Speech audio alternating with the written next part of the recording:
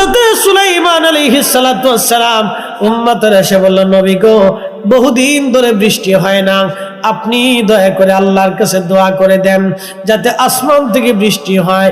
সুলাইমান নবী বলেন, উম্মতেরা রে, তাহলে আসো আমরা সবাই মিলে বিরাট বড় প্রান্তরে একত্রিত হয়ে আমরা সালাতুল ইস্তিসকার নামাজ পড়ি, আল্লাহর কাছে দোয়া করি যেন আমার আল্লাহ আমাদের দোয়া কবুল করে বৃষ্টি দেয়। হযরত সুলাইমান নবী রওনা করলেন। আল্লাহর নবী সহিহ বুখারীতে বর্ণনা করতেছেন, ইমাম ইবনে কাসির আল বাদায়াতে বিশুদ্ধ সনদে লেখেন, সুলাইমান আলাইহিস সালাম রওনা করলেন উম্মত নিয়া।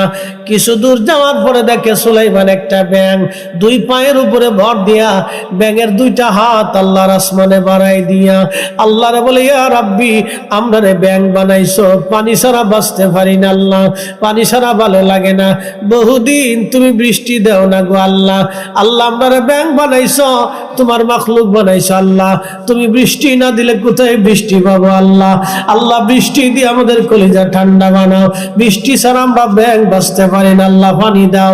ব্যাঙ দুইখানা হাত বাড়াই দিয়ে আল্লাহর দরবারে আল্লাহ পানি দাও, পানি দাও, পানি দাও। সুলাইমান এই দৃশ্যখানা দেখে মুস্কি মুস্কি হাসে।